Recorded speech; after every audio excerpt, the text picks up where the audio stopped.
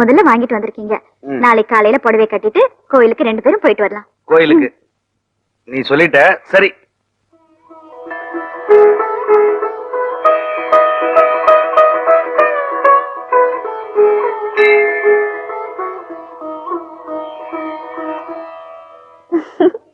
வணக்கம் முருகா.